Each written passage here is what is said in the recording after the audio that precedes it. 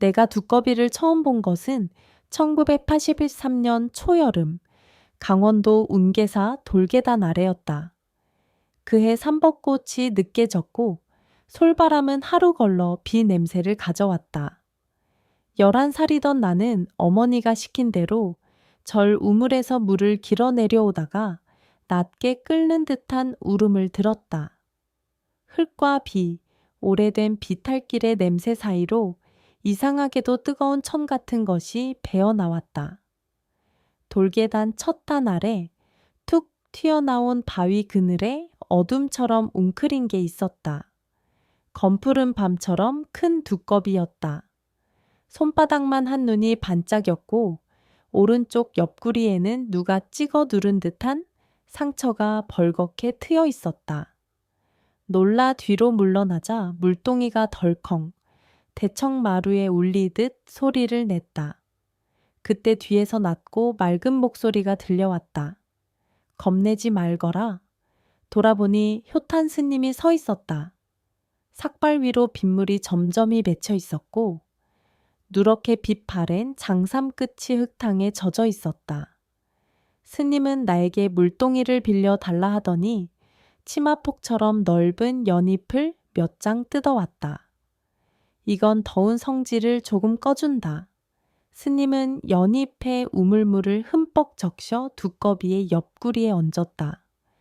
두꺼비는 놀라지 않고 마치 오래 기다렸다는 듯 미동도 않으며 천천히 숨을 쉬었다. 여기 있는 동안만이라도 네가 가끔 와서 물을 더 적셔 주겠니? 스님의 눈이 나를 향해 웃었다. 나는 고개를 끄덕였다. 그때 두꺼비 눈동자가 나를 잠깐 비췄다. 내가 본 건 반사된 햇빛이었을지도 모른다. 그러나 그 눈길은 지금 생각해도 이상하게 따뜻했다. 그날 이후 나는 학교가 끝나면 곧장 운계사로 올라갔다. 나무 젓가락으로 닭죽처럼 묽은 쌀미음을 끓여갔고 소금한 꼬집을 섞은 물도 함께 가져갔다. 효탄 스님은 말수가 적었다. 내가 떠들면 웃음으로 대답했고 내가 궁금해하는 표정을 지으면 조용히 손짓으로 알려주었다. 짓무른 데는 바람을 세게 하고 벌어진 데는 닫아줘야 해. 스님은 연잎을 겹겹이 얹은 뒤 가느다란 대나무 줄로 살짝 고정했다.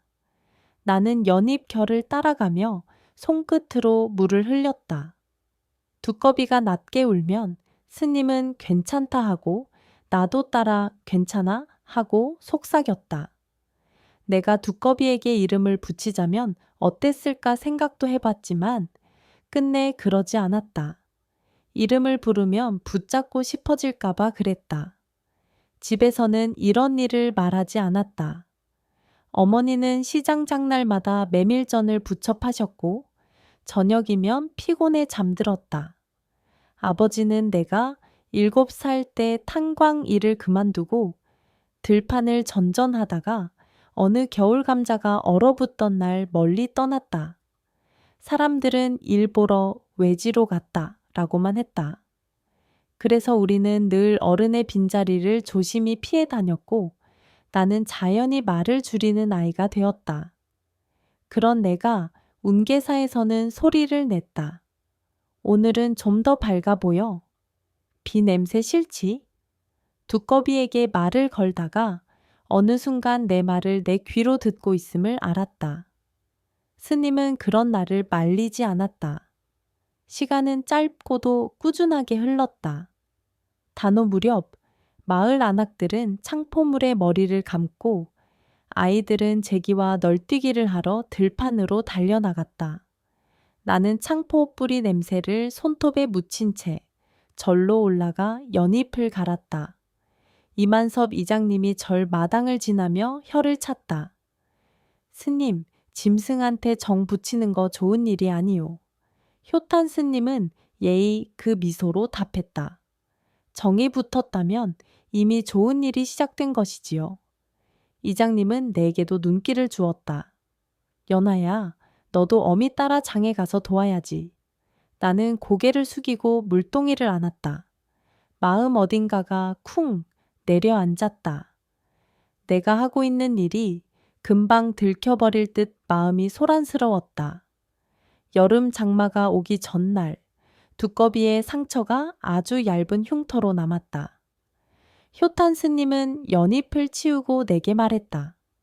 이제는 이 친구가 알아서 갈 거야. 정말로 그랬다. 소나기가 몰아치던 밤 두꺼비는 어디론가 사라졌다. 나는 멍하니 텅 빈 바위 그늘을 내려다봤다. 생각보다 허전하지 않았다. 이상하게도 누군가가 내가 없는 곳에서도 잘 살아가리라는 확신이 뱃속에서 따끈하게 일었다. 그해 나는 밤마다 작은 촛불을 켜고 손바닥만 한 기도문을 들고 앉았다. 상처난 것을 보면 지나치지 않겠습니다. 그 약속을 나는 누구에게 했던가? 아마도 두꺼비였고 스님이었고 어쩌면 그때의 나 자신이었다. 세월이 미끄러지듯 흘렀다. 고등학교를 마치고 나는 어머니를 도와 시장에서 장사를 했다. 메밀전 반죽에 숨을 섞는 법, 장독대에 김치 항아리를 묻는 각도, 가을 햇살이 쏟아지는 시각에 고추를 뒤집는 요령 따위를 어머니는 몸으로 가르쳤다. 그러던 어느 날 장터 한복판에서 처음 그를 보았다. 최도현. 흰면 셔츠와 회색 바지를 입은 키가 크고 눈매가 온화한 사내였다. 그는 목수였고 절에서 쓸 나무 의자를 납품하기 위해 읍내에서 올라왔다고 했다. 어머니가 막국수 한 그릇을 권하자 그는 젓가락을 들고 웃었다. 그럼요, 강원도 왔으면 막국수죠. 나는 그의 웃음이 어쩐지 절 마당의 고요와 닮았다고 생각했다. 그는 그날 이후로 종종 우리 마을에 들렀다. 운계사의 유리창틀을 다시 끼우고 법당 앞 평상을 손봐 주었다. 비가 오던 날에는 수문 옆에서 마을 남정네들과 술 기운이 오른 얼굴로 수위를 계산했다. 나는 장터 끝에서 그를 보며 어깨를 낮게 웅크렸다가 어쩌다 눈이 마주치면 한 번 더 웃었다. 어느 늦가을 낙엽이 바람에 재처럼 흩날리던 날 그는 내게 물었다. 연하 씨는 왜 항상 절 쪽으로 가요? 나는 한 박자 늦게 대답했다. 거기 제가 아는 친구가 있어서요. 그는 잠깐 고개를 갸웃했다가 더 묻지 않았다. 그가 더 묻지 않는 방식이 좋았다. 어머니는 처음에 그를 탐탁지 않게 여겼다. 목수면 전국을 떠돌 거야. 뿌리가 없지. 그러나 도연은 한겨울 내내 우리 집 뒤편에 새 창고를 지어 주었고 봄에는 텃밭 울타리를 다시 박았다. 마을 사람들은 손재주 좋은 사내라고 불렀다. 다만 박미숙, 우리 이웃집 안악은 입꼬리를 비스듬히 올렸다. 연하네, 좋은 줄 아나 본데 저 산에 서울에서도 일 많다더라. 올라가면 끝이야.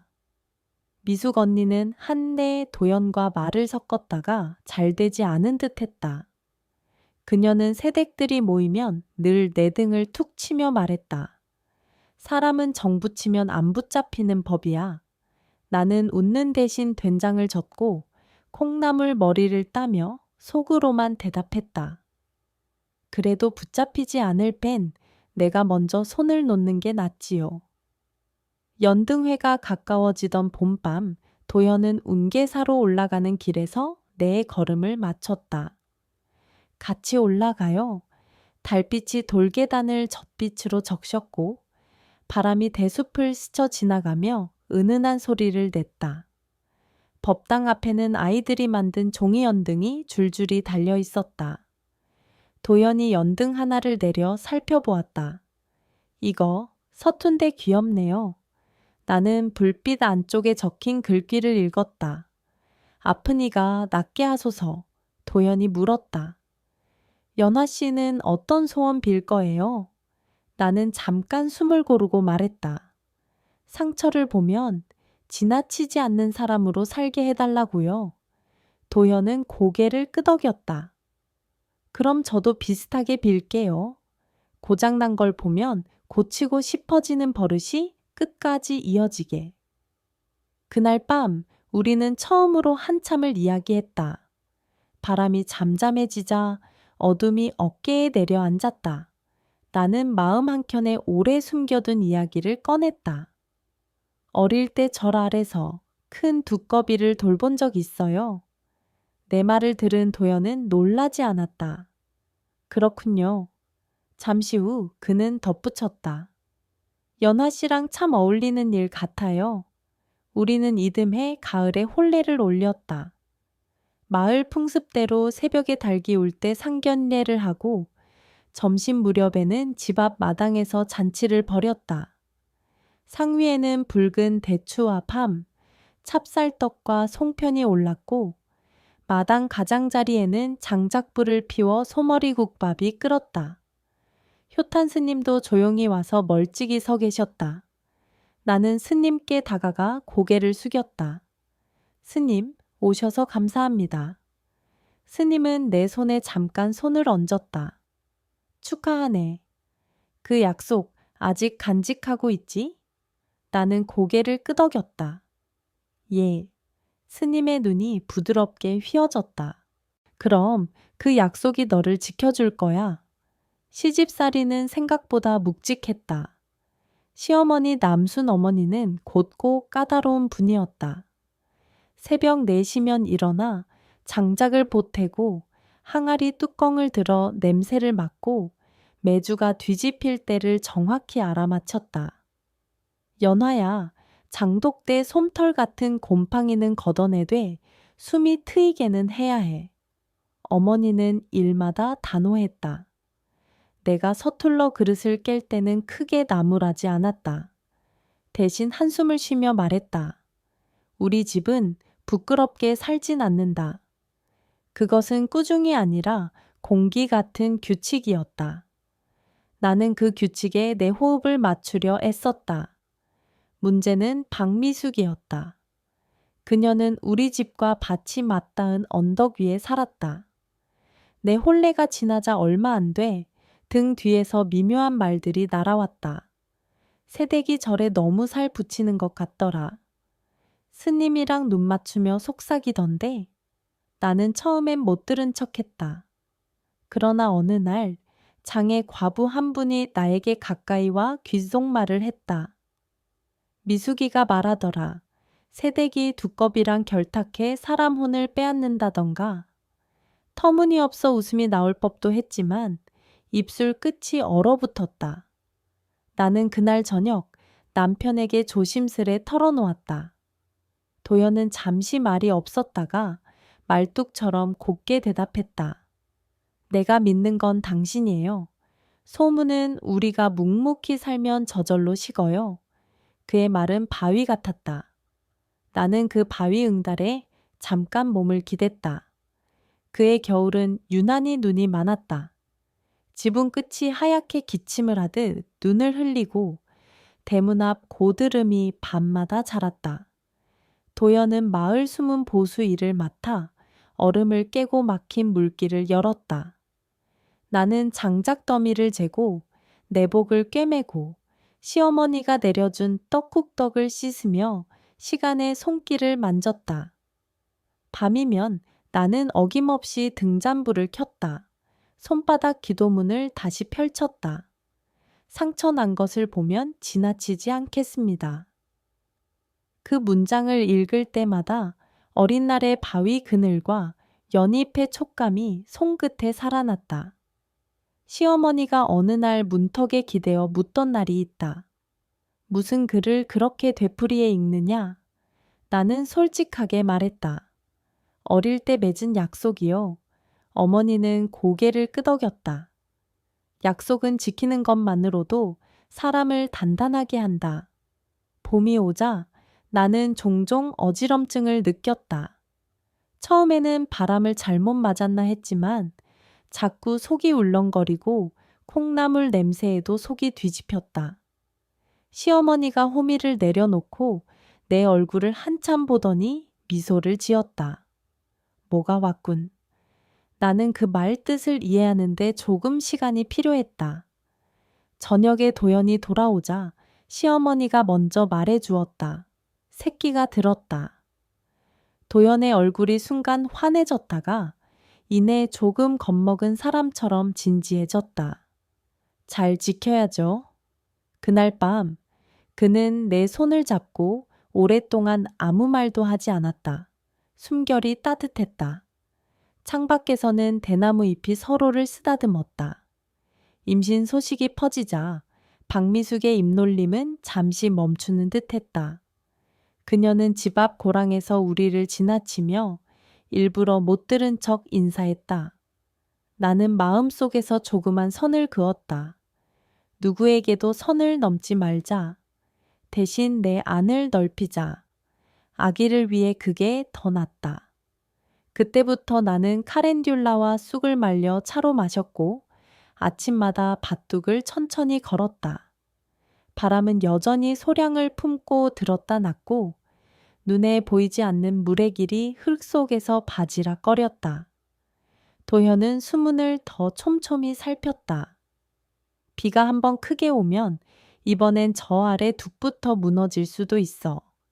그는 손바닥으로 숨은 나무살을 두드렸다. 이건 다시 짜야겠어. 그의 입에는 봄볕과 걱정이 동시에 번졌다. 연등회 전날 나는 오랜만에 운계사로 올라갔다. 배는 아직 티가 나지 않았지만 내 안에 작은 숨소리가 분명히 있는 것 같았다. 법당 마당에는 연등이 이미 절반쯤 달려 있었다.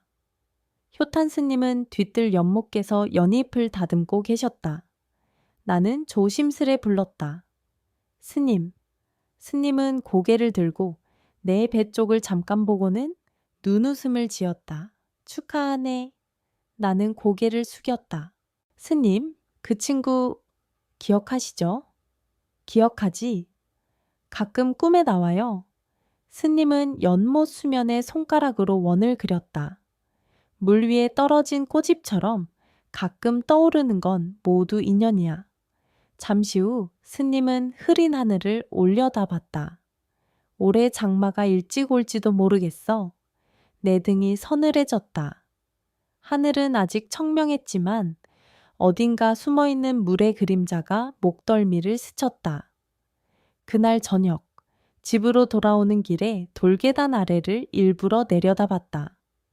바위 그늘은 텅 비어 있었다. 그런데 정말로 빈 걸까? 나는 바위를 손끝으로 살짝 만졌다. 햇살에 데웠다가 서늘해진 돌의 온기가 손바닥에 남았다. 그 순간 아주 멀리서 낮고 눅진한 울음이 들리는 듯 했다. 바람이 데리고 온 다른 마을의 소리였을지도 모른다. 나는 배에 손을 얹고 말했다. 괜찮아. 며칠 후 이장님이 마을회관에서 회의를 열었다. 올해 장마가 길다 카더라. 수문 점검 더 촘촘히 해라. 남자들은 머리를 긁적이며 시 한 수 읊듯 에이 매년 하는 소리 하고 웃었다. 그러나 도연은 웃지 않았다. 그는 집에 돌아오자마자 도면 같은 걸 꺼내어 숨은 나무살의 각도를 다시 계산했다. 물살이 꺾이는 부분을 조금 틀면 마을 앞들까지 물이 번지는 걸 막을 수 있어. 나는 그의 말이 무슨 뜻인지 완전히 알아듣지는 못했지만 눈빛의 단단함을 믿었다. 시어머니는 된장국에 호박을 썰어 넣으며 한마디 덧붙였다. 사람도 물도 흘러야 할 길로 가게 도와주는 게 어른 일이지. 그 말은 아랫목처럼 따뜻했다. 그리고 그날 밤 나는 마당 장독대 사이를 지나가다가 발을 멈췄다. 한가리 그림자들과 달빛 사이 검푸른 덩어리가 조용히 앉아 있었다. 내 심장이 한 번 크게 쿵 울렸다. 두꺼비였다. 예전보다 더 컸고 눈은 더 깊었다. 나는 소리를 내지 않았다. 두꺼비도 움직이지 않았다. 잠깐의 영겁 같은 시간. 그러고 나서 두꺼비가 아주 천천히 고개를 돌려 마을 아래쪽 숨은 방향을 바라보았다. 그 눈길은 분명했다. 거기를 보아라. 그리고 낮게, 아주 낮게 한번 울었다. 울음은 장독 사이로 스며들어 흙 속 어딘가로 가라앉았다. 나는 안으로 들어와 등잔에 불을 붙였다. 시어머니가 물었다. 왜 이렇게 늦었니? 나는 대답했다. 장독대가 조용해서요. 그 말은 거짓도 진실도 아니었다. 밤이 깊어지자 빗소리가 멀리서부터 뚜벅뚜벅 걸어오는 소리가 들렸다. 아직 비는 내리지 않았는데 정말로 그랬다. 비가 오고 있었다. 다만 하늘 말고 내 마음에서. 나는 손바닥 기도문을 펼쳤다. 상처난 것을 보면 지나치지 않겠습니다. 그 문장을 다시 읽고 또 읽었다. 아기가 뱃속에서 아주 가볍게 움직였다. 나는 등잔불을 껐다 켰다. 어둠과 빛 사이 나는 결심했다. 장마가 시작되면 나는 수문으로 갈 것이다. 밤을 새워라도 지킬 것이다. 도연에게도 말할 것이다. 그리고 만약 그 친구가 또 온다면 그 눈길이 가리키는 대로 내가 먼저 움직일 것이다. 창밖에 바람이 불었다. 대숲이 낮게 웅웅거렸다. 먼 산의 윤곽이 더 짙어졌다. 장독대 쪽에서 아주 잠깐 무게의 기척이 스쳤다 사라졌다. 나는 이불을 턱까지 끌어올리고 조용히 속삭였다. 괜찮아? 나는 지나치지 않을 거야. 그리고 그 밤 나는 등잔불을 끝내 끄지 않았다.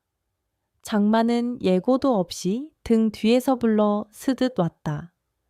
낮에는 땀이 식기도 전에 다시 맺혔고 밤이면 지붕 마룻대가 무게를 못 이기는 듯 낮게 삐걱거렸다. 그 여름 나는 배를 감싸쥐고 물길 소리에 귀를 대며 잤다. 어머니가 장독대에서 돌아와 내 이마에 손을 얹었다. 뱃속 아이도 물소리에 귀를 들이대는구나. 어머니의 손바닥은 오래된 나무문처럼 결이 깊었다. 첫 비가 온 날, 도연은 새벽부터 수문에 나갔다. 나는 아랫목에 앉아 호박죽을 저으며 그의 발소리가 멀어지는 것을 들었다. 빗방울은 처음엔 드문드문 떨어지다가 갑자기 마음을 정한 사람처럼 속도를 붙였다. 지붕 끝에서 도랑으로, 도랑에서 논둑으로 물은 제 길을 찾아 달렸다. 나는 등잔불 옆에 앉아 손바닥 기도문을 펼쳤다. 상처난 것을 보면 지나치지 않겠습니다. 그때 창호지 너머로 낮고 눅진한 울음이 한 번 흘렀다. 나도 모르게 현관으로 나갔다. 장독대 사이 어둠보다 더 짙은 그림자가 있었다. 두꺼비였다. 비에 윤이 난 요 등껍질 위로 빗물이 흐르는 모양이 마치 작은 물길 지도를 그려놓은 것 같았다. 왔구나. 나는 속삭였다. 두꺼비는 고개를 수문 쪽으로 돌렸다. 나는 배를 감싸쥐고 2계단 내려섰다. 발목까지 물이 차올랐다. 두꺼비는 한번 뛰어오르더니 논둑과 논둑 사이 좁은 물길로 사라졌다. 그 순간 뱃속 아이가 움찔거렸다. 마치 따라가라고 말하는 것처럼.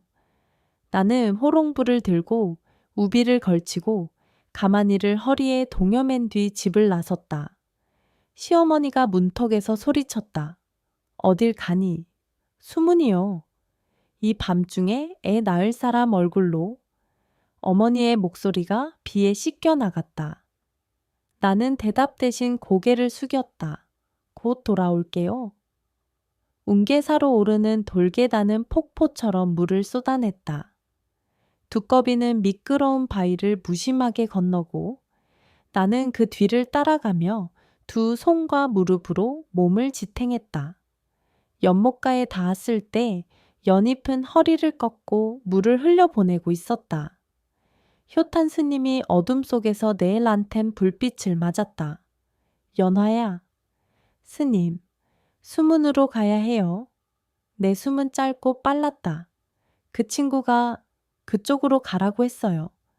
스님은 무슨 설명도 묻지 않았다. 도연이 혼자 있을 게다. 서둘러. 그는 내 손에서 등불을 받아들고 앞으로 섰다. 우리는 두꺼비를 쫓아 산길을 내려섰다.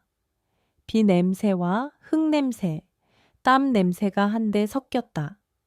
하늘은 번개로 몇 번이나 우리 발 밑을 밝혀주었다. 수문에 닿자 물은 이미 어른 허리까지 차올라 있었다. 도연과 몇몇 남정네가 통나무를 어깨에 메고 있었다. 옆둑이 밀려 누군가가 소리쳤다. 물소리에 묻혀 목소리가 반쯤 잘렸다. 나는 허리끈을 더 조여매고 수문 옆으로 다가갔다. 두꺼비는 수문의 나무살 사이 물살이 휘는 지점 앞에서 멈춰섰다. 눈동자가 반짝였다. 나는 도연을 불렀다. 여기에요. 물이 꺾이는 자리. 도연은 한 번에 이해한 듯 고개를 끄덕였다. 측수구를 더 열어 오른쪽 3칸. 그는 물소리보다 큰 목소리로 외쳤다. 남자들이 고함을 주고받고 통나무가 옮겨졌다. 나는 손으로 줄을 잡고 있던 남자의 어깨에 팔을 보탰다. 배가 단단히 당겼다. 아이가 안에서 그릴처럼 문질렀다. 스님이 내 옆으로 와서 내 허리를 받쳤다. 조금만. 측수구가 서서히 열리자 물살이 방향을 바꾸어 옛 논둑 쪽으로 빠져나갔다. 오래전 버려뒀던 논이 갑자기 깨어난 사람처럼 물을 받아들였다. 그 논은 마치 이 순간을 기다렸다는 듯 깊게 넓게 숨을 쉬었다. 수문 앞 물 높이가 한눈에도 내려앉았다. 남자들의 눈빛에 한순간 안도의 색이 스쳤다. 그때 번개가 하늘을 찢었고 천둥이 뒤늦게 땅을 때렸다. 나는 몸을 돌려 두꺼비를 찾았다. 두꺼비는 여전히 그 자리에 앉아 있었다. 물살과 몸에 경계가 없는 것처럼 물속의 돌처럼. 고마워. 내 입에서 말이 흘렀다. 그 순간 뱃속이 물결처럼 크게 요동쳤다. 나는 허리를 숙이며 짧게 비명을 질렀다. 스님이 내 팔을 단단히 잡았다. 때가 왔다. 그날 밤 나는 수문 옆 임시 막사에서 첫 아이를 낳았다. 작은 등잔불과 비소리, 남정네들의 발소리, 스님의 짧은 연불, 그리고 시어머니의 낮으면서도 단단한 호흡이 한자리에 섞였다. 시어머니가 손을 씻고 돌아오며 말했다. 여자애다. 나는 젖은 이마로 웃었다. 알아. 처음 본 아이의 손가락은 쌀알만큼 작았고 입술은 연등의 붉은 종이 같았다. 바깥에서는 물이 계속 흘렀다. 그 흐름이 아이의 울음과 겹쳐졌다. 나는 생각했다. 이 아이는 물과 함께 태어났구나. 그날 새벽 비가 잠시 잦아들었다. 두꺼비는 보이지 않았다. 스님이 빈 수문 앞을 오래 바라보더니 조용히 말했다. 가야 할 길로 갔겠지. 나는 갓난아이를 품에 안고 수문 쪽으로 한 걸음 내딛었다. 물이 잠잠해진 자리에서 흙이 숨을 쉬고 있었다. 도연이 내 옆에 서서 아이를 내려다봤다. 우리가 버텼네. 그의 얼굴에는 밤새도록 굳게 담은 인매가 풀린 흔적이 남아 있었다. 아, 아라야. 그는 아이의 이름을 불렀다. 아라는 하품을 하듯 입술을 동그랗게 오므렸다. 장마는 그 뒤로도 며칠을 더 계속하다가 마침내 물러갔다. 마을 사람들은 무사함을 확인하듯 서로의 얼굴을 오래 바라보았다. 다행이네. 올해는 큰일 날 뻔했지. 이만섭 이장이 우리 집 마당에 와서 말했다. 최목수, 숨은 각도를 바꾼 게 큰 도움이 됐어. 도연은 이장님 앞에서 굳이 어깨를 펴지 않았다. 다 같이 한 거죠. 나는 그 말을 들으며 마음속으로 조용히 덧붙였다. 그리고 한 마리, 하지만 아무에게도 그 말은 하지 않았다. 박미숙은 역시나 눈길을 치켜뜨고 말했다. 그 밤에 새댁이랑 스님이랑 같이 있었지. 다들 봤다더라. 이장은 헛기침을 했다. 비상시에 스님이 자리 지켜준 거지. 미숙은 입을 삐뚤게 굳혔다. 그렇겠지요. 그녀의 말끝은 여전히 바늘 같았지만 그 바늘은 물에 젖어 무디어 보였다. 아라는 장막 끝에 햇빛과 함께 자랐다. 그 햇빛은 늘 젖은 마당을 금빛으로 말려주었고 아라는 그 위에서 자주 몸을 뒤척였다. 밤이면 아라의 숨이 고르게 떨어지는 소리에 맞춰 나도 숨을 고르고 아침이면 유두절의 미역국처럼 맑은 국물을 끓였다. 시어머니는 아기에게 손수 누빈 베네쩌고리를 입혔다. 땀을 먹었다. 그런 말이 있었다. 옷이 아이의 땀을 먹고 아이는 옷의 사람 냄새를 먹는다는 뜻이었다. 나는 젖 냄새를 품은 아라를 안고 종종 운겟에 올라갔다. 효탄 스님은 아라의 이매의 손가락을 가져다 대고 웃었다. 이 물을 기억하네. 물? 태어나는 날의 소리가 오래가는 아이들이 있거든. 며칠 강역으로 비가 다시 오고 또 안 오고 계절은 느릿하게 처마 끝을 지나갔다. 그 사이 나는 두 번째 아이를 가졌다. 지온. 아라가 겨우 말귀를 알아듣기 시작할 즈음이었다. 박미숙은 아이들에게 간식을 쥐어주며 나를 향해 어떤 날엔 상냥했고 어떤 날엔 비꼬았다. 아이들 크면 엄마도 쉬어야지.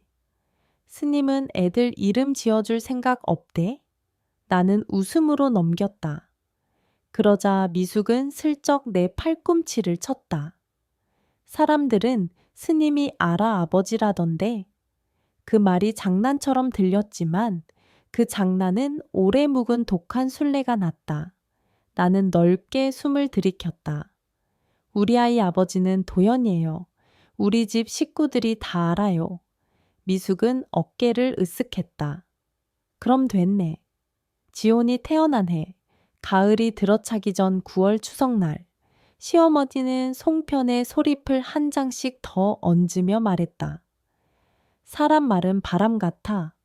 팥소를 두툼이 넣으면 바람이 와도 안 터져. 그 말은 나를 안심시켰다. 그날 밤 달맞이를 하러 들판에 나갔을 때 아라가 내 손을 끌어당겼다. 엄마, 저기. 들판 가장자리의 물골에 작은 반짝임이 있었다. 달빛에 젖은 두꺼비 한 마리가 조용히 앉아 있었다. 아라는 속삭였다. 공주님이야. 나는 웃었다. 공주님일 수도 있지. 두꺼비는 움직이지 않았다.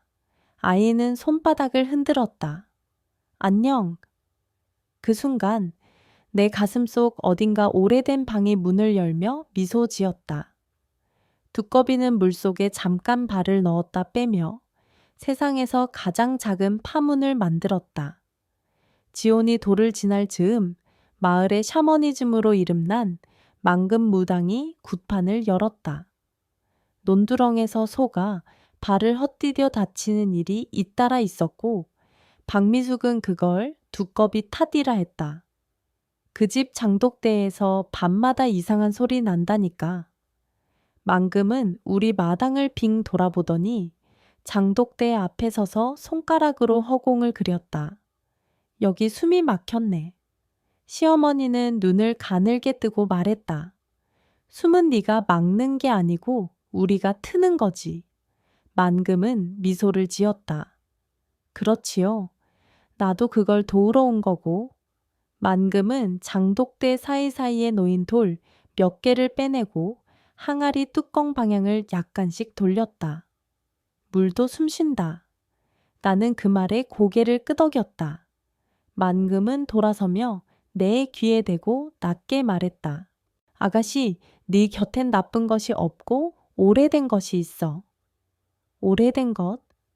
빛 같기도 하고 인형 같기도 하고. 나는 그 밤 늦게까지 잠을 이루지 못했다. 오래된 것이란 아이였을 때 바위 그늘에서 본 그 눈빛일까? 아니면 내가 어릴 때 하나 잃어버린 무엇일까? 세 번째 아이 혜진이 태어난 해에는 가뭄이 심했다. 논두렁이 갈라져 떡갈나무 껍질처럼 틈이 벌어졌고 우물은 밑동이 보일 만큼 물이 내려갔다. 사람들 얼굴에 미세한 갈증의 그늘이 드리웠다. 우리는 물을 아껴 썼고 밭은 반만 심었다. 아이들은 낮게 말레가는 강둑에서 조약돌을 모으며 놀았다. 효탄 스님이 어느 날 내게 말하길 물은 오고 가고 마음도 오고 가지. 오랫동안 한쪽으로만 쏠려 있으면 틀어진다. 그 말이 마음에 박혀 떠나지 않았다. 가뭄 끝에 오는 비는 종종 잔인하다. 첫날은 가늘게 내리더니 사흘째 되는 날 퍼붓기 시작했다. 나는 수문에서 시간을 보냈다. 아이들을 시어머니에게 맡기고 밤이 오면 도연과 어깨를 맞댔다. 물은 며칠 전과 달리 흙탕이었다. 오래 굳어있던 것이 한꺼번에 움직일 때 나는 탁한 소리. 나는 수문 옆에서 두꺼비를 찾았다. 이상하게도 이번에는 바람 냄새만 코끝에 맴돌았다. 밤이 깊어가자 물 높이가 장대처럼 올라갔다. 도연이 이마에 빗물을 손등으로 털어냈다. 엽둑이 아니라 아랫뜰 경사로가 문제야. 흙이 기운다. 그는 옛날부터 쓰이던 작은 샛길 도랑을 가리켰다. 여길 열어야 해. 막혔잖아. 밤새 파면 돼. 우리는 곡괭이와 삽을 들고 젖은 흙을 퍼 올렸다. 비에 씻겨 내려간 자갈이 이빨처럼 드러났다. 손바닥이 물에 불어 살이 벗겨지는 것을 느끼면서도 몸은 멈추지 않았다. 그때였다. 어둠 속 옆 논둑에서 낮고 눅진한 울음이 한 번 울렸다. 나는 삽자루를 놓고 고개를 들었다. 번개가 마른 수염처럼 하늘을 훑고 지나갔다. 그 빗속에 두꺼비가 보였다. 이전보다 더 깊고 느린 움직임. 두꺼비는 논둑 위를 건너 우리 앞 도랑과 논둑에 만나는 지점에 멈췄다. 그리고 몸을 납작하게 낮추더니 배를 도랑 쪽으로 거의 붙였다. 물살이 바로 그 자리로 굽이치며 몰려들었다. 도연이 외쳤다. 저기, 거길 먼저 터. 남자들이 삽을 들고 달려들었다. 우리는 그 지점을 파냈다. 오래 막혀있던 옛 도랑길이 끼익 문 여는 소리를 내듯 열렸다. 물살이 세기를 얻자 놀라울 만큼 재빨리 방향을 바꾸었다. 수문 앞에 압력이 낮아졌고 아랫뜰로 흐르던 물이 한결 고르게 퍼졌다. 비상은 새벽녘 끝났다. 물길은 넓어졌고 마을은 이번에도 무사했다. 남자들은 젖은 옷을 짜며 서로 등을 두드렸다. 박미숙은 장독대 옆에서 팔짱을 끼고 서 있었다. 그녀의 발밑엔 어제까지 말라있던 자풀이 벌써 누렇게 엎드려 있었다. 내가 다가가 인사를 하자 그녀는 잠깐 머뭇거리다가 이내 말했다. 그 두꺼비, 당신이 부르는 거야? 나는 고개를 저었다. 부르지 않아도 오는 것 같아요. 그녀는 입술을 깨물었다. 사람들 사이에선 그게 흉하다 그래. 나는 조용히 대답했다. 흉한 게 우리를 살렸어요. 미숙은 내 얼굴을 똑바로 보다가 툭 내뱉듯 말했다. 그래도 오늘은 고맙다. 그 말은 돌처럼 무거웠지만 바닥에 떨어지지 않고 내 손바닥에 얹혔다. 그해 가을 아이들은 자랐다. 아라는 글자를 읽기 시작했고 지호는 물길에 낙엽을 띄워 흐름을 보는 걸 좋아했다. 혜진은 뒤뚱거리며 나를 따라 부엌과 마당을 오갔다. 어느 저녁 우리는 장독대 옆 평상에 앉아 밤을 쪼개 먹었다. 아라가 물었다. 엄마, 아빠가 둘 있어? 나는 웃었다. 둘? 학교에서 친구가 그랬어. 아란의 아빠는 절에도 있다고. 나는 아라의 눈을 보았다. 아이의 눈은 물에 떨어진 달처럼 흔들림이 있지만 깊었다. 우리 집에는 아빠가 한 명, 도연 아빠, 그리고 너한테 아빠처럼 마음을 내어준 어른이 또 계시지. 그분은 스님. 지온이 끼어들었다. 그럼 셋인 건데? 셋? 물아빠. 지온이 숨은 쪽을 팔로 가리키며 웃었다. 물이 우리 지켜줬잖아. 혜진이 까르르 웃으며 따라했다. 물아빠. 나는 아이들을 번갈아 안아 올렸다. 그럼 우리 집에는 아빠가 하나, 어른이 하나, 그리고 우리가 기대는 자연이 하나. 셋 다 우릴 지켜줘? 아라는 잠시 생각하다가 고개를 끄덕였다. 그럼 친구가 또 물어보면 나는 셋이 있다고 할래. 나는 아이의 머리를 쓰다듬었다. 그렇게 말하렴. 하지만 제일 먼저 떠올릴 아빠는 항상 아라는 망설임 없이 대답했다. 도현 아빠. 그날 밤 늦게 나는 아이들이 잠든 뒤 현관에 앉아 신발을 만지작거렸다. 효탄 스님이 나에게 가끔 해주던 말이 떠올랐다.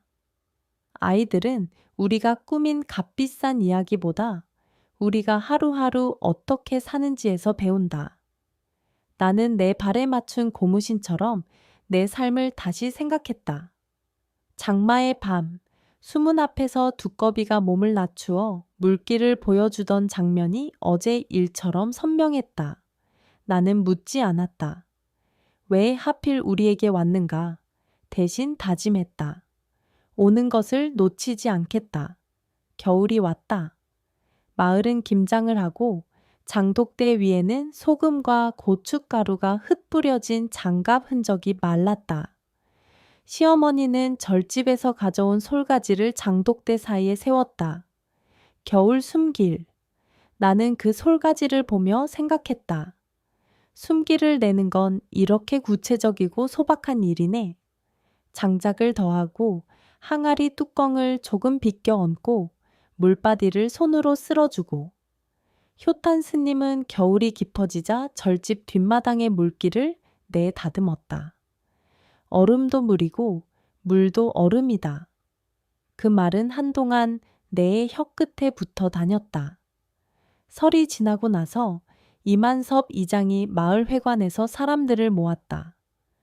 수문 옆 논을 공동 경작지로 바꾸자는 의견이 있어 그 자리에 박미숙도 있었다. 그녀는 이번에는 좀 다른 눈빛이었다. 거기 물길이 좋아졌잖아요. 나는 가만히 앉아 다른 이들의 말을 들었다. 도연은 조심스럽게 손을 들었다. 물길은 올해도 다를 수 있어요. 하지만 옛 도랑을 열어둔 게 큰 도움이 될 겁니다. 이장은 고개를 끄덕였다. 그러자면 매년 봄에 점검을 해야지. 회의는 실리를 향해 정직하게 흘렀다. 나는 조용히 두 손을 무릎 위에 포개고 있었다. 누군가가 내 손등을 툭 건드렸다. 박미숙이었다. 그녀는 작은 목소리로 말했다. 연화, 그때 나도 무서웠어. 나는 그녀의 눈을 보았다. 거기에는 오래 버틴 사람의 피로가 있었다. 우리 다 무서웠지. 나는 대답했다. 그녀는 숨을 내쉬었다. 그래도 살아났네. 봄이 다시 오자 우물은 깊이를 되찾았고 아이들은 장화를 신고 물장난을 했다. 나는 혜진을 업고 아라와 지온의 손을 잡고 운계사로 올랐다. 연등을 다는 사람들 사이에서 효탄 스님이 나에게 고개를 끄덕였다. 아이들 컸네. 아라가 얘를 갖춰 인사했다. 스님, 저 물아빠 얘기해요. 스님이 웃었다. 물아빠? 지온이 곁에서 덧붙였다. 우릴 지켜줬대요. 스님은 잠시 하늘을 보았다. 연등 사이로 바람이 스르르 빠져나갔다. 그래, 너희한테는 물도 바람도 흙도 다 어른이야. 아라는 고개를 끄덕였다. 그러면 스님은? 나는 이 절을 지키는 어른이지. 스님의 말은 실실 웃는 샘물 같았다. 그날 돌아오는 길에 돌계단 아래 바위 그늘을 일부러 내려다봤다. 아무도 아무것도 없었다. 대신 물기가 마른 바위 표면에 햇살이 들꽃처럼 얼룩을 만들고 있었다. 나는 그 얼룩을 오래 보았다. 두꺼비가 남긴 자국은 눈으로 볼 수 없지만 내 몸 어딘가에는 분명히 남아 있었다. 아이들이 앞서 뛰었다. 엄마, 빨리. 나는 그들의 뒤를 따라 내려오며 마음속에서 누군가에게 말했다. 나는 계속 내 눈길을 기억할게. 그 내가 누구인지 묻지 않았다. 두꺼비였고, 물이었고, 아이들이었고, 나의 오래된 아이였고, 스님이었고, 남편이었고, 또 어쩌면 아직 마주하지 못한 나 자신이었다. 봄비가 한 번 더 지나가고 나서 나는 밤마다 장독대 앞에서 잠시 서 있었다. 소금에 낀 불빛 같은 별이 장독 뚜껑에 박혀 반짝였다. 가만히 있으면 아주 멀리서 눅진한 울음이 들리는 듯 했다. 들리지 않을 때도 있었다. 그래도 나는 안다. 오는 것은 오고 가는 것은 간다는 것을. 중요한 건 문을 잠그지 않는 일이라는 것을. 수문도 마음문도. 어느 날 망금이 우리 집에 들렀다. 그는 장독대를 한참 보더니 나에게 웃었다. 지난번 말 기억해? 오래된 것. 그래? 그게 언젠가는 저절로 길을 보여줄 거야. 사람들은 그걸 기적이라 부르지만 사실은 오래 준비한 길이지. 나는 물었다. 그 길이 어디로 열릴까요? 물길이 제자리를 찾듯 그 길도 네가 이미 밟고 있는 자리로. 망금은 그렇게 말하고 떠났다. 그가 떠난 뒤 나는 오래 서 있었다. 발끝에서부터 땅의 미세한 진동이 손끝으로 심장으로 올라왔다. 아이들의 웃음소리, 도연의 톱질 소리, 시어머니가 항아리 뚜껑을 여닫는 소리, 스님이 나지막이 연불하는 소리, 그리고 비가 오지 않는 날의 고요까지. 그 모든 소리가 한 덩어리로 내 안에 앉았다. 그날 밤 갑자기 비가 쏟아졌다. 나는 문을 열고 나가 장독대 사이를 걸었다. 빗방울이 내 얼굴을 톡톡 쳤다. 두꺼비는 보이지 않았다. 대신 장독 사이 바닥에서 아주 얇은 물줄기가 남쪽으로 향해 미끄러지고 있었다. 나는 무릎을 굽혀 손가락으로 그 물을 가볍게 막았다. 물은 내 손가락을 돌아 다시 길을 잡았다. 그때 알았다. 내가 하는 일은 거창한 것이 아니었다. 길을 막지 않고 길을 보태는 것. 상처난 것을 보면 지나치지 않고 그 옆에 서서 손 한 번 얹는 것. 아이들이 하나둘 잠에서 깨어날 것이다. 내일은 또 시장에 나가 메밀전 반죽을 저어야 했고 도현은 수문 옆 경사로에 새 나무살을 끼워 넣을 것이다. 효탄 스님은 연등의 끈이 풀리지 않았는지 한 번 더 살펴볼 것이고 박미숙은 장독대에 솔가지를 바르게 세워둘 것이다. 망금은 다른 집 사랑방에서 누군가의 숨기를 찾아줄 것이고 이만섭 이장은 수문회의를 또 소집할 것이다. 그 틈에서 두꺼비는 보일 때도 있고 보이지 않을 때도 있을 것이다. 그러나 상관없다. 나는 알고 있으니까. 물은 가르치지 않아도 제 길을 찾고 사람은 서로를 보듬으면 길이 넓어진다는 것을. 비는 오래오래 그러나 조용히 내렸다. 나는 장독대 앞에서 눈을 감았다. 마음속에 내 오랜 문장을 한 번 더 썼다. 상처난 것을 보면 지나치지 않겠습니다. 글자는 더 이상 종이에 있지 않았다. 내 손등에, 아이들의 임에, 숨은 나무살에, 돌계단의 바닥에, 그리고 언젠가 다시 올 그 친구의 눈동자에 있었다. 그 눈동자가 마지막으로 나를 비추던 순간의 따뜻함이 비 속에서도 오래오래 식지 않았다. 세월은 언제나 내가 생각하던 것보다 묵묵하고 오래 걸렸다. 아이들이 자라고 마을의 물길이 조금씩 자리 잡고 장독대에 솔가지는 매에 새로 갈아 끼웠다.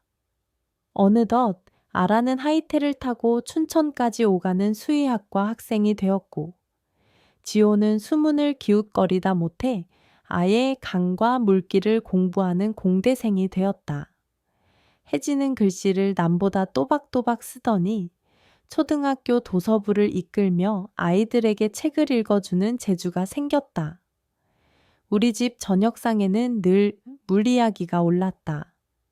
어떤 날은 수문으로, 어떤 날은 논두렁 작은 물고기들로, 또 어떤 날은 개구리들의 알집이 어디에 붙는지 같은 사소한 이야기로 아이들은 틈만 나면 물아빠를 불렀다.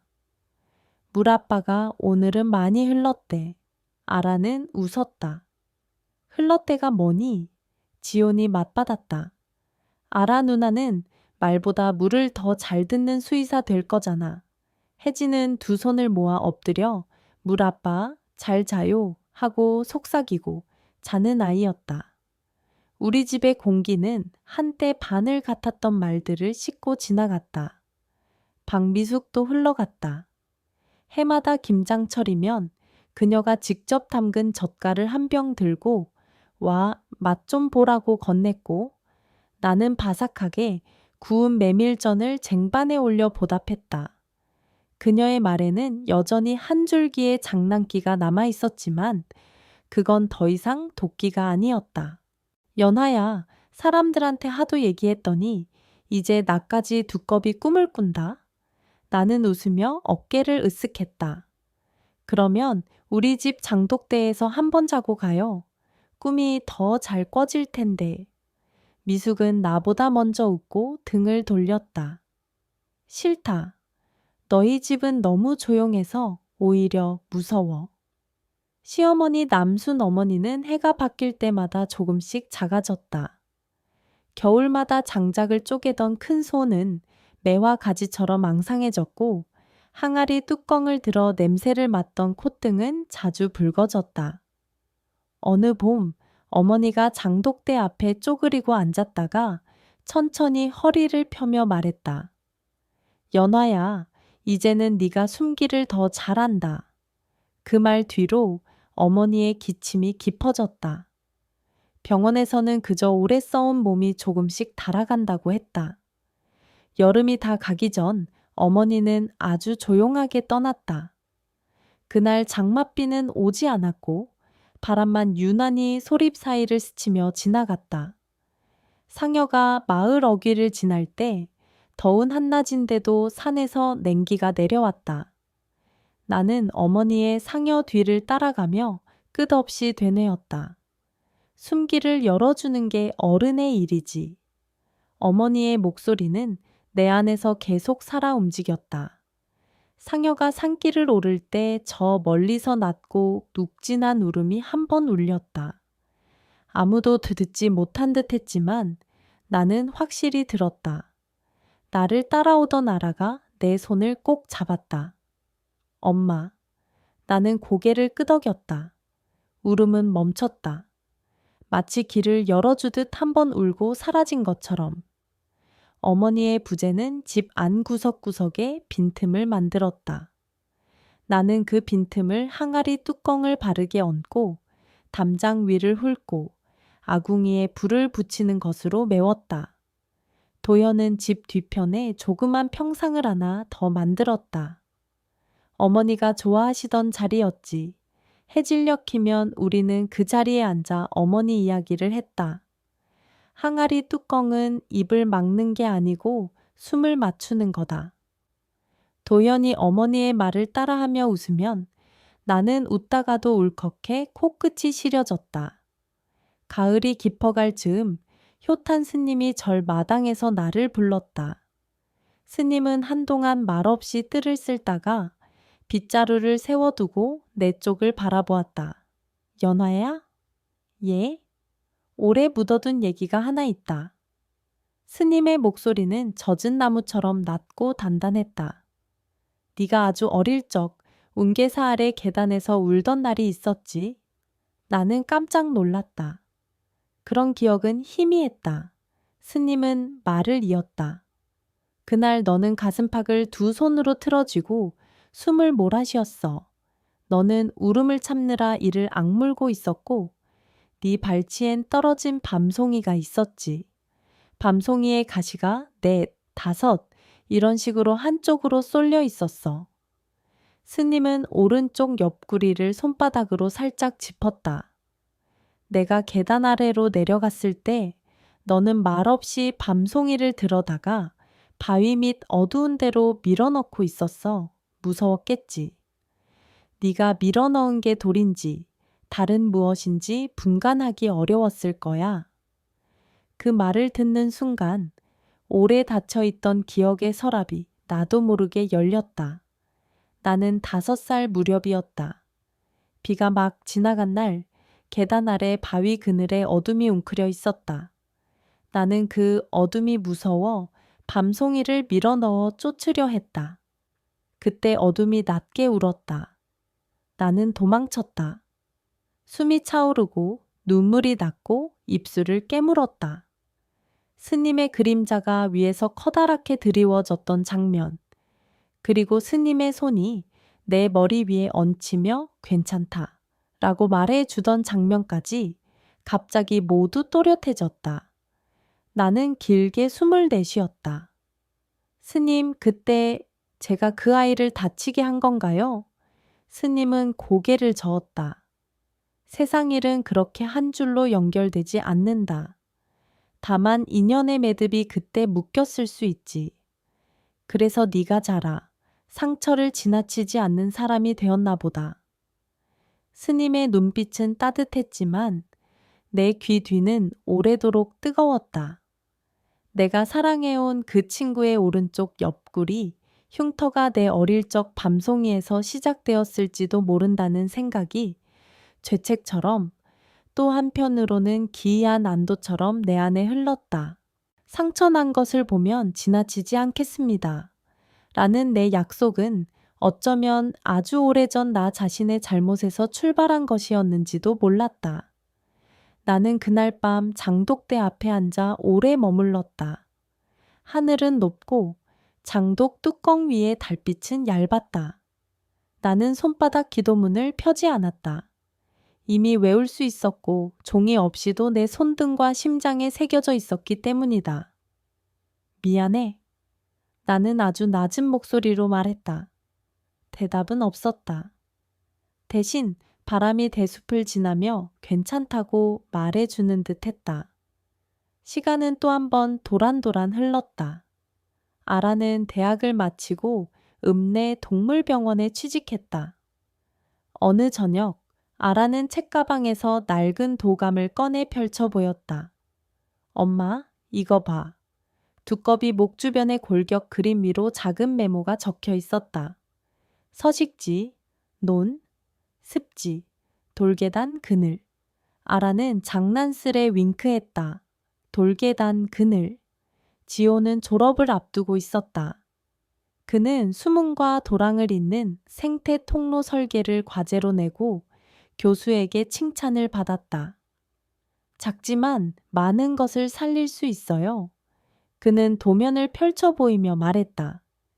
혜진은 교사가 되기 위해 임용 공부를 시작했다. 아이들에게 자연 이야기와 책을 가르치겠다고 했다. 우리 동네 이야기를 동화로 쓰면 어떨까? 혜진이 물었다. 나는 웃으며 대답했다. 그 동화 속 두꺼비는 꼭 말이 없어야 한다. 그해 여름 가뭄이 다시 찾아왔다. 바람은 뜨겁고 흙은 바삭거렸다.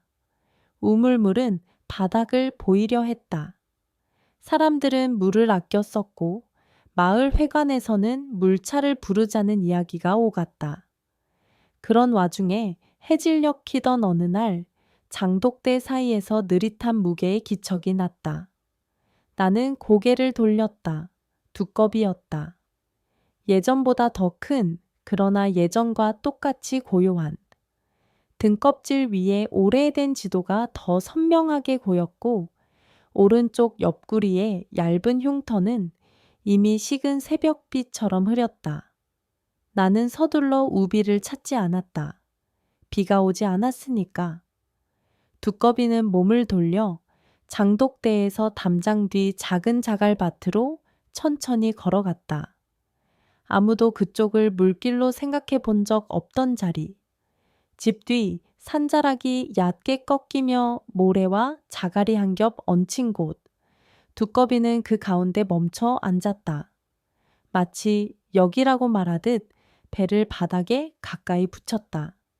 그날 밤 비가 왔다. 마치 오래 참아온 하늘이 한꺼번에 입을 연 것처럼. 천둥은 많지 않았지만 비는 길고 두꺼웠다. 지붕은 온몸으로 비를 받았고 담장 위 채송화가 눌렸다. 나는 밤새 잠을 이루지 못했다. 두꺼비가 앉았던 자리를 생각하며 귀를 기울였다. 빗소리 사이로 낯선 소리가 섞여 들려왔다. 중얼중얼도 쏴도 아닌 아주 낮고 둥근 소리. 아침이 밝자 나는 첫걸음에 미끄러지지 않으려 천천히 그 자리를 향해 갔다. 놀랍게도 밤새 자갈이 움푹 꺼져 있었다. 손바닥만 한 구멍이 돼지의 눈처럼 반짝거렸다. 그 안에서 물이 솟았다. 맑았다. 우물물의 냄새처럼 쇠뇌가 묻어나지 않고 첫 새벽의 공기 같은 맛. 나는 손바닥으로 떠서 입에 대었다. 물이 목을 타고 넘어가며 오래 묵힌 그늘들을 씻어내렸다. 혀끝에서 아주 약한 단맛이 났다. 마치 삶은 밤을 오래 씹었을 때 도는 그 은근한 단맛. 연하야. 도연의 목소리가 담장 너머에서 들렸다. 그는 삽과 들보를 들고 달려왔다. 여기 샘인가? 우리는 서로의 얼굴을 보았다. 말 대신 웃음이 먼저 났다. 그 뒤로 일이 빨라졌다. 이만섭 이장이 달려왔고 박미숙도 오고 효탄 스님도 왔다. 지호는 그 자리에서 무릎을 꿇고 바닥을 살폈다. 이거 오래전 물길이 막혀 지하로 돌았던 듯해요. 어젯밤 비가 모래층을 열었고요. 아라는 곁에서 고개를 끄덕였다. 샘 주변은 생물이 드나들 수 있게 낮게 두고 사람 발길은 옆으로 빼야 해요. 혜진은 수첩을 펴고 아이들에게 설명하는 어투로 말했다. 여긴 우리가 다 같이 이름을 지으면 좋겠다. 박미숙이 혀를 찼다. 이름은 뭐가 그리 중요한가? 그러면서도 그녀는 내 눈치를 보았다. 그래도 오늘은 네가 정해봐. 사람들이 웅성거렸다. 누군가는 남순샘을, 누군가는 운개샘을 말했다. 나는 한동안 물소리를 들었다. 나는 안다. 이름은 붙잡는 일이지만 때로는 길을 열어주는 주문이 되기도 한다. 연잎샘. 내가 말했다. 연잎은 더운 것을 식히고 상처를 덮어주잖아요. 오래전에 우리가 그 잎으로 무언가를 살렸고요. 오늘 이 물도 누군가의 더위를 식히고 상처를 덮어주면 좋겠어요. 효탄 스님이 고개를 끄덕였다. 좋구나. 미숙이 입을 비죽거리다 이내 웃었다. 이름 참 연화 내담네. 그날 오후 지온이 간단한 돌담을 쌓고 나무 발판을 놓았다. 도연은 샘 옆에 작은 평상을 만들었다. 아라는 샘 주변에 개구리와 두꺼비가 쉬어갈 수 있게 낮은 습지대를 만들어 주었다. 혜진은 동네 아이들을 모아 샘샘 노래를 가르쳤다. 망금도 들렀다. 그는 샘 옆에 앉아 손을 담가보더니 날 보며 웃었다. 오래된 것이 길을 열어 놓았네. 나는 그 말에 더 이상 물어보지 않았다. 어디로 열렸는지, 누구를 위해 열렸는지, 물은 이미 대답하고 있었다.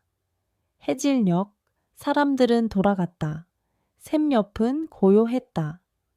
물은 기침하지 않고 숨을 쉬듯 올라왔다 내려갔다. 나는 평상에 앉아 장독대를 바라보았다. 어머니가 좋아하시던 자리에서 어머니가 했던 말들이 새삼 또렷이 들렸다. 부끄럽게 살진 않는다. 사람도 물도 흘러야 할 길로 가게 도와주는 게 어른 일이지. 나는 속으로 대답했다. 예. 그러고는 샘을 향해 몸을 돌렸다. 그때였다.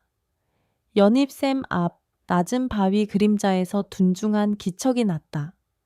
두꺼비가 있었다. 아주 잠깐, 단 한순간. 날 바라보는 눈동자에 저녁 노을이 들어앉았다. 오른쪽 옆구리의 흉터는 이제 거의 보이지 않았다. 두꺼비는 나를 한 번 보고 샘 가장자리로 다가가 배를 물에 살짝 담갔다. 그리고 천천히, 아주 천천히 숲 쪽으로 몸을 돌렸다. 잘 가. 나는 소리내어 말했다. 두꺼비는 대답하지 않았다. 대신 숲이 대답했다. 솔바람이 지나가며 울었다. 괜찮다. 그날 밤 샘은 별을 비추었다. 샘물 위에는 작은 은빛이 떠 있었고 그 은빛은 내가 내려다보는 얼굴까지도 조용히 감싸 주었다. 나는 손바닥을 물에 적셔 이마를 쓸었다. 내 이마에 열기가 가라앉았다. 어릴 적 연잎을 적셔 상처를 덮던 장면이 떠올랐다. 나는 샘 옆에 무릎을 꿇고 앉아 오래 머물렀다. 마음속에서 문장이 떠올랐다. 상처난 것을 보면 지나치지 않겠습니다. 그 문장을 나는 더 이상 종이에 적지 않았다. 대신 매일 샘에 천물을 떠서 장독대 돌에 한 방울 떨어뜨렸다. 숨기를 여는 의식처럼. 며칠 뒤 마을 회관에서 작은 축하 자리를 마련했다. 이장은 웃는 얼굴로 마이크를 들고 연잎샘 덕에 올해는 물 사정이 훨씬 낫다고 말했다. 사람들은 박수를 쳤다. 박미숙이 내 옆에 앉아 조용히 말했다. 연하야, 나 예전에 미쳤었지. 나는 고개를 저었다. 사람은 다 무서울 때가 있어. 미숙은 손등으로 눈두덩을 살짝 눌렀다. 나도 오래된 게 있었나 봐. 그게 네가 아니라 내 안에 있었던 거더라. 나는 그녀의 손을 가볍게 잡았다. 우리 다 그랬지. 그녀는 웃었다. 그래도 오늘은 네가 참 자랑스럽다. 그 말은 바늘이 아니라 바람이었다. 가벼웠고 시원했다. 아이들은 저마다의 길을 걸었다. 아라는 병원에서 상처 입은 고라니를 치료하며 엄마, 상처는 부끄러워하지 않아도 된대 라고 내게 말해 주었다. 지호는 군청과 함께 하천 복원 사업을 맡으며 엄마, 물길도 상처가 난 자리부터 다시 흘러 라고 말했다. 혜진은 아이들과 마을샘 관찰일지를 쓰며 엄마, 애들은 물 얘기할 때 제일 조용해져 라고 웃었다. 도현은 여전히 손으로 나무를 만져 물길을 도왔다. 그리고 나는 여전히 장독대와 샘 사이를 오가며 작은 일들을 했다. 항아리 뚜껑을 비스듬히 얹고 샘 옆 작은 너럭 바위를 쓸어주고 마른 풀을 뽑아내고 누군가가 놓고 간 빈 컵을 씻어 올려두고 어느 늦가을 밤 연잎샘에 노란 은행잎이 몇 장 떠 있었다.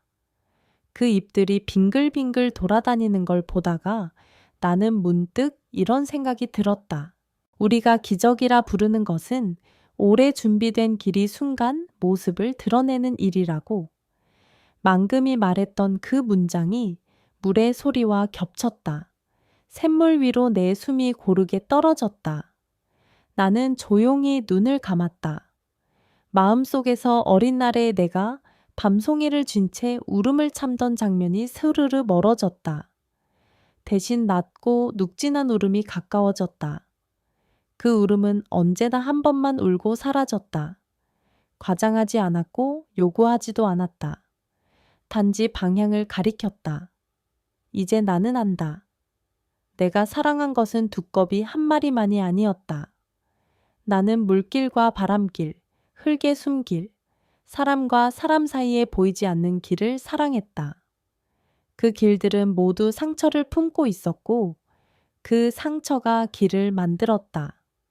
나는 더 이상 왜 우리였을까를 묻지 않는다. 대신 어떻게 길을 넓힐까를 묻는다. 아이들이 자주 묻던 질문도 변했다. 엄마, 우리 집에는 아빠가 몇 명이야? 아라는 이제 대답한다. 1명. 그리고 우리가 의지하는 어른들이 몇 명? 지온이 덧붙인다. 물아빠는 여전히 있어. 혜진이 웃으며 마무리한다. 그리고 엄마. 아이들은 내 손을 잡는다.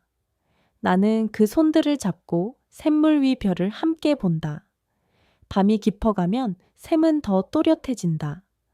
물은 스스로 길을 기억하고 우리는 그 곁에서 서서히 배우며 늙어간다. 나는 이제 예전만큼 빠르게 걷지 못하지만 오래 서 있을 수 있다.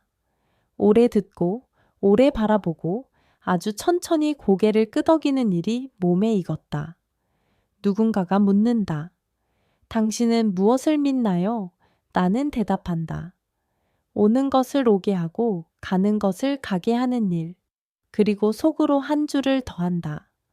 상처 난 것을 보면 지나치지 않겠습니다. 그 문장은 더 이상 결의라기보다 내가 숨쉬는 리듬과 닮았다. 샘은 여전히 별을 비춘다. 두꺼비는 더 이상 오지 않을지도 모른다. 혹은 우리가 보지 못하는 밤 잠깐 와서 물끝에 배를 붙이고 갈지도 모른다. 상관없다. 나는 이미 그의 눈길을 내 안에 갖고 있다. 오른쪽 옆구리에 얇은 흉터가 새벽빛처럼 사라졌듯 내 안의 죄책도 기쁨도 그리움도 다 물에 조금씩 섞여 흘러갈 것이다. 나는 내일 아침에도 첫 물을 떠서 장독대 돌에 한 방울 떨굴 것이다.